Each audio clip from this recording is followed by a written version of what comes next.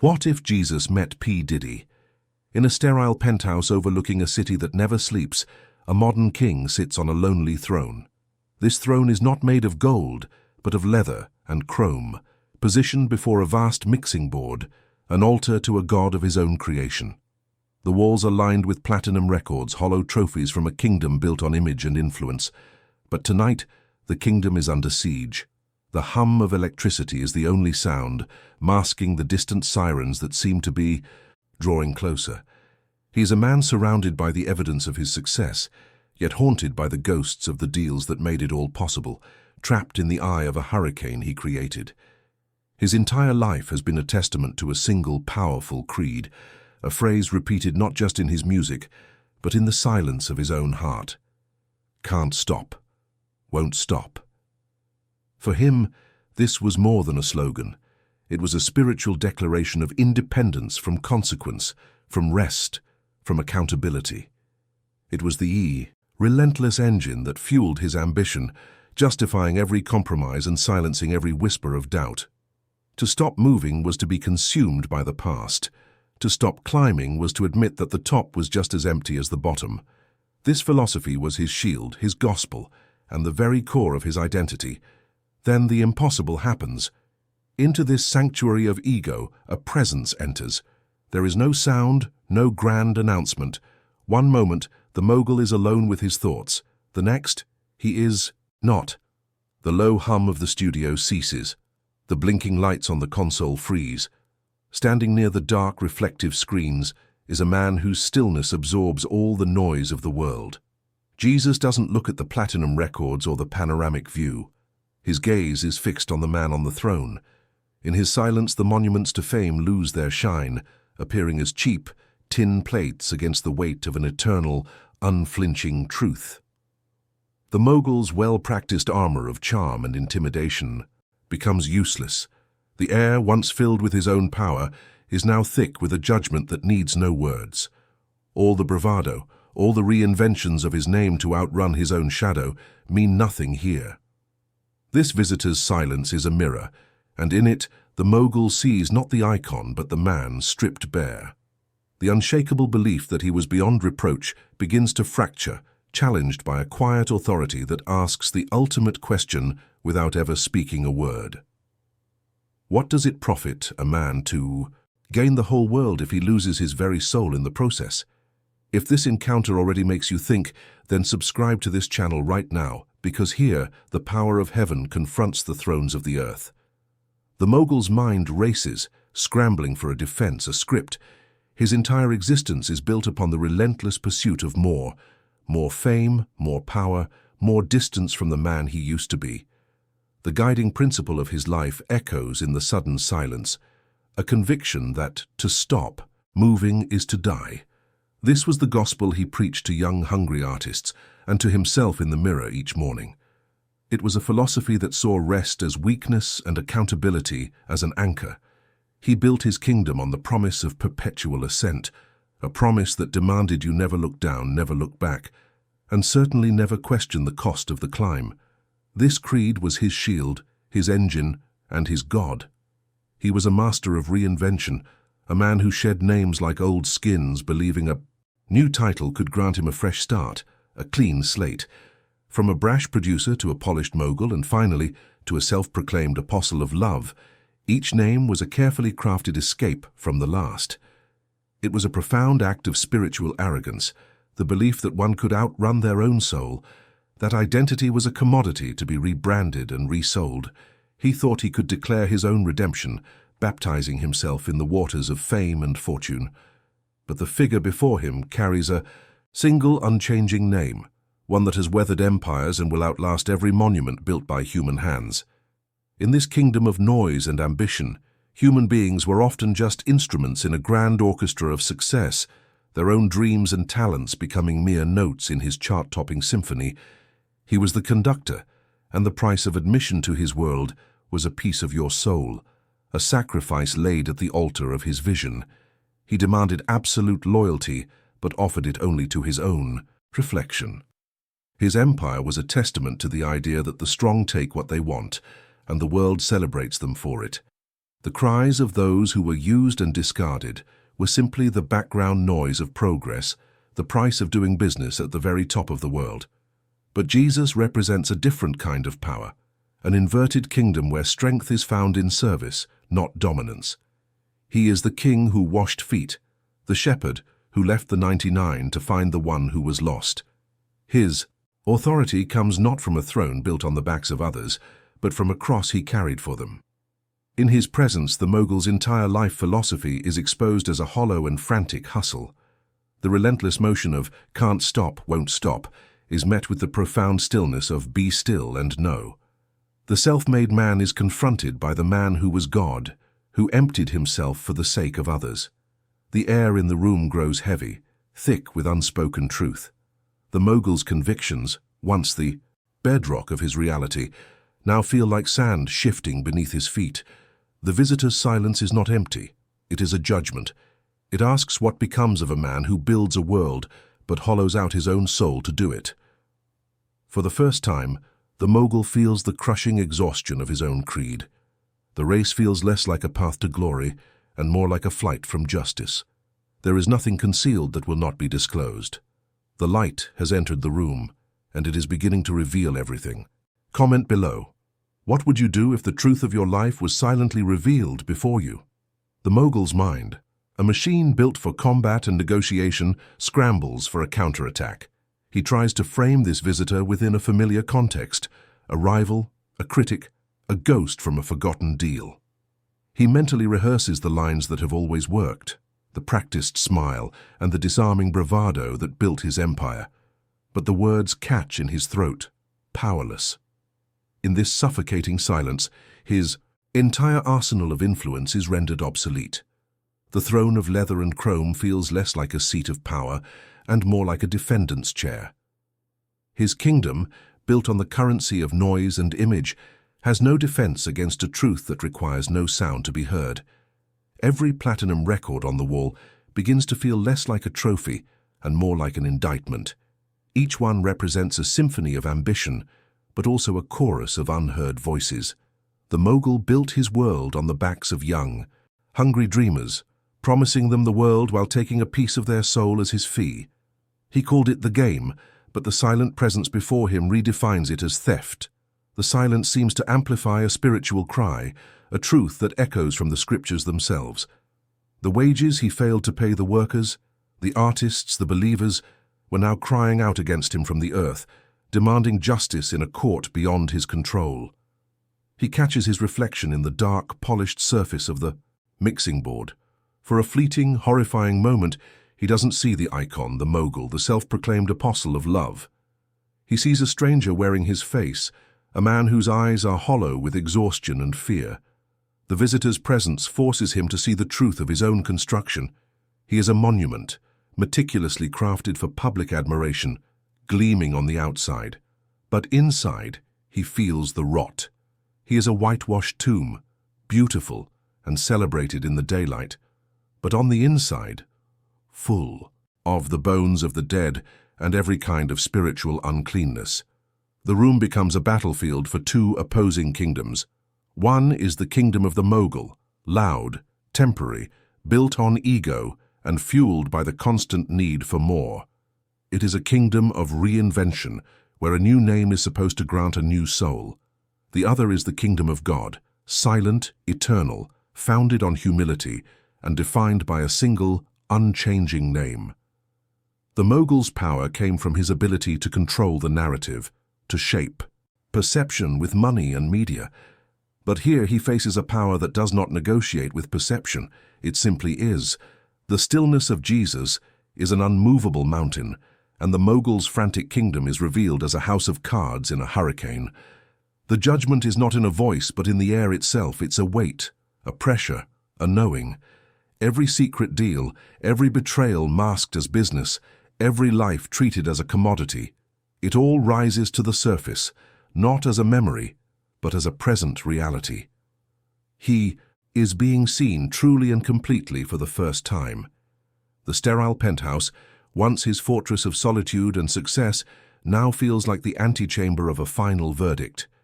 There is no jury, no accuser, and no sentence spoken. There is only the unbearable light of a holy presence, and in that light, the mogul stands utterly and hopelessly condemned by his own life. The mogul's mind, accustomed to combat, tries to build a fortress of justification. He argues with the silence, pleading his case. In the court of his own skull, he wasn't a villain. He was a product of his environment, a gladiator in an arena that only rewards the ruthless. The world demanded a king, and he simply played the part. He told himself that this visitor, this quiet stranger, could never understand the sacrifices required to build an empire from nothing. He had to be hard. He had to be relentless. This wasn't sin, it was strategy.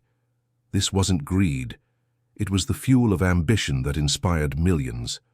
He was a creator of dreams, not a destroyer of them. But the silence is a mirror, and it does not reflect his arguments back at him. Instead, it shows him faces. A young singer, whose voice he owned, whose spirit he broke, left with a hollowed-out career and a lifetime of regret. A loyal friend from the early days, cast aside when he was no longer useful, his name erased from the history the mogul wrote for himself. These are not memories, they are presences in the room, ghosts summoned by the light. The visitor's gaze holds no anger, only truth. And the truth is that for every throne built, a forest was cleared. For every star that was launched, another was consumed by its fire. The ultimate hypocrisy begins to burn in his chest. He, who had recently rebranded himself as an apostle of love, is now confronted by its source. He had preached a gospel of high vibrations and positive energy, all while his empire was built on a foundation of fear, control, and exploitation. The name love was just another brand, another shield, another desperate attempt to outrun the man in the mirror. But the presence before him embodies a different kind of love, one that doesn't seek its own, isn't proud, and keeps no record of wrongs. In this deafening silence, his most public declaration of virtue becomes his most private and damning shame. The spiritual mirror now reflects his entire kingdom, and it asks the question that has haunted humanity for millennia. What good is it for a man to gain the entire world, the fame, the women, the ocean of champagne, the power to make or break another human being, if in the process he loses the one thing that is truly his soul? The platinum records on the wall now seem to mock him, each one a milestone on a road to absolute spiritual ruin. The city below is a kingdom he conquered, but he is its only prisoner, trapped in a penthouse of his own making. And you? Would you have the courage to look inside if you were standing before Jesus? Comment below. The fortress of his ego crumbles. The justifications turn to ash in his mouth. He is no longer the mogul, the icon, the king. He is just a man, stripped bare of all his titles, all his wealth, and all his carefully crafted lies. The silence of Jesus is not an accusation. It is a revelation. It reveals the frightened boy from Harlem who promised he would never be powerless again. It reveals the man who became the very thing he feared, a master who puts others in chains. In this holy, terrifying light, he is forced to see that the greatest con he ever pulled was the one he played on himself, believing he could stop being a man and become a brand. The silence in the room intensifies, becoming not an absence of sound, but a presence in itself. It is a holy, suffocating pressure that forces the mogul to confront the chasm between the man he performs and the man he is. Every interview where he spoke of unity, every post where he preached a gospel of love, now replays in his mind as a grotesque parody. The visitor's stillness is a divine audit, and the books are hopelessly unbalanced. The currency of this realm is not fame or influence, but truth, and in this silent courtroom, the mogul's entire life is revealed as a masterful but ultimately bankrupt performance. The man who built an empire on noise is now being undone by a whisper. He scrambles to justify himself, not to the visitor, but to the crushing judgment in his own heart. The world is a brutal arena. His mind screams back. He didn't make the rules, he just learned to win the game better than anyone else. He gave people a platform, a dream. If they got burned by the light, Was that his fault? He was a creator, a visionary. The sacrifices were necessary. He had to be ruthless to carve out a kingdom from nothing. This quiet, serene figure before him couldn't possibly understand the blood and sweat it takes to stay on top. His actions weren't sins. They were the strategic necessities of a king protecting his throne from a world that wants to tear him down. But the spiritual mirror does not reflect his excuses. It shows him a stark, cold truth, a principle that echoes through eternity. He, who had feasted at the banquet of the world, is now confronted by a silent, devastating warning. Woe to you who are rich, for you have already received your comfort. Woe to you who are well fed now, for you will go hungry. The endless parties, the overflowing champagne, the adoration of the masses, it all flashes before him not as a sign of blessing, but as the full payment for a soul sold too cheaply. He had his reward in full, on earth, leaving his spiritual accounts completely overdrawn and facing an eternal bankruptcy. The hypocrisy of his adopted name, love, burns like acid in his spirit.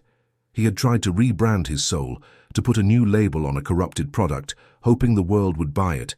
But the figure before him is the very definition of love, a love that is patient, kind, and does not demand its own way. It is a love that serves, that sacrifices, that lays itself down. The mogul's love was a shield, a marketing slogan, a tool for image control. The silence seems to pose the ultimate question. If you love only those who can benefit you, what credit is that to you?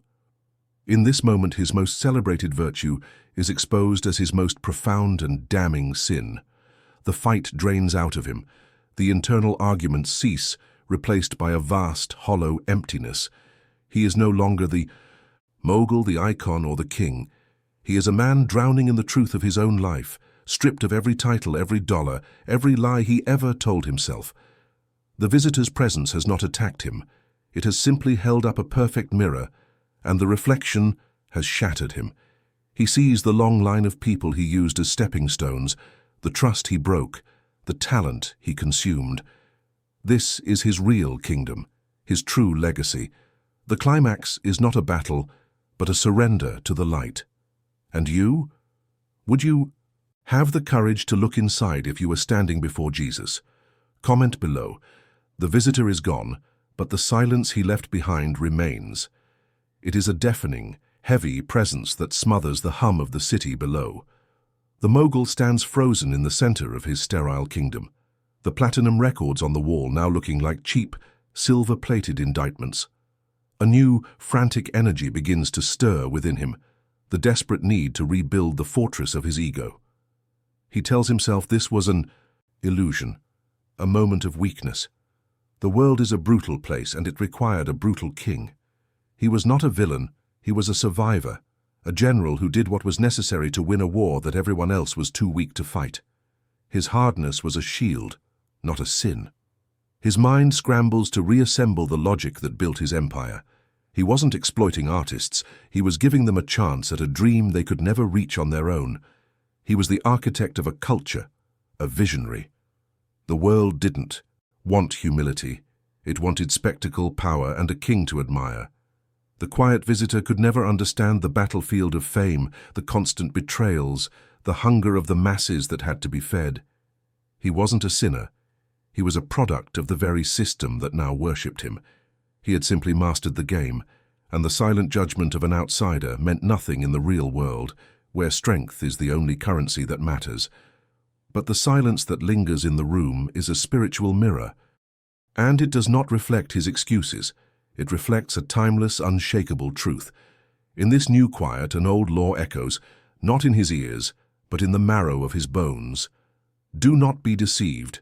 God is not mocked, for whatever a man sows, that he will also reap. He had sown seeds of ambition, control, and fear for decades, believing the harvest would be endless fame and fortune. Now, in the aftermath of the light, he sees the true crop, a field of broken spirits, betrayed loyalties, and a profound, gnawing emptiness that no amount of wealth could ever fill. His kingdom was never a garden, it was a wasteland of his own making. The consequences are no longer abstract.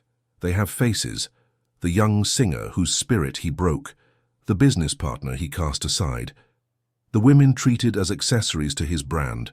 They are not memories, they are presences in the room, their silent accusations louder than any siren.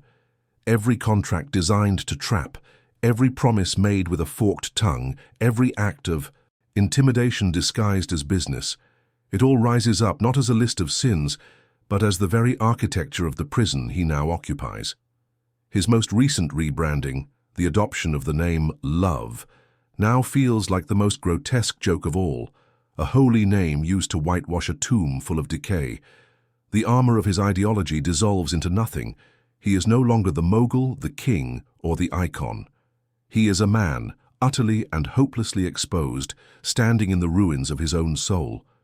The penthouse, once his fortress, is now a glass cage suspended over a world he can no longer own. The silent encounter did not condemn him with words. It simply held up a perfect light, forcing him to see the rot that had been growing in the dark for years. The truth was not an attack, it was a revelation. And you? Would you have the courage to look inside if you were standing before Jesus? Comment below. The silence in the room is no longer a void, it is a verdict.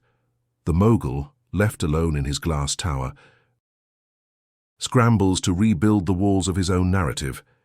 He tells himself it was a hallucination, a stress-induced phantom born from the pressure of his collapsing world. He argues with the lingering presence, insisting that the world he conquered required a conqueror, not a saint. He had to be ruthless. He had to be a king. The silent visitor, he reasons, could never comprehend the sacrifices made in the brutal arena of ambition. This wasn't sin. It was the cost of greatness, the necessary armor, for a man who built a kingdom from dust and noise. His justifications echo in the sterile quiet, a desperate chant against an unshakable truth. He was a creator, he insists, an architect of culture who gave the world a dream to chase. If some were burned by the proximity to his son, that was the price of their own ambition, not his. But the silence offers no argument, only a mirror. In it, he sees the faces again, not as memories, but as living debts. The young artists whose fire he consumed, the loyal friends he discarded like old costumes. His grandest reinvention, the adoption of the name Love, now feels like a profane joke, a holy word stolen to mask an empire built on fear. The ultimate hypocrisy burns away the last of his defenses. He who preached a gospel of love and high vibrations is confronted by a spiritual law that cannot be rebranded or spun. For whoever claims to walk in the light, but holds darkness in his heart toward another, is a liar, and the truth is not in him. His public persona, a carefully constructed monument to positive energy, is revealed as a whitewashed tomb. On the outside, a gleaming testament to success and love. On the inside, a charnel house of broken trust and consumed souls. The silence doesn't accuse him, it simply reveals the truth of his own spiritual ledger. The fight finally drains from him, leaving a hollow, terrifying clarity. He is not a king in a palace. He is a prisoner in a museum of his own sins. Every platinum record is a tombstone for a dream he exploited. Every panoramic window reveals a world he can see but never truly touch, separated by a pane of glass and a lifetime of choices. The mogul, the icon, the brand, they all dissolve, leaving only a man, stripped bare before the light he can no longer outrun. The truth has entered the room and he is undone. And you?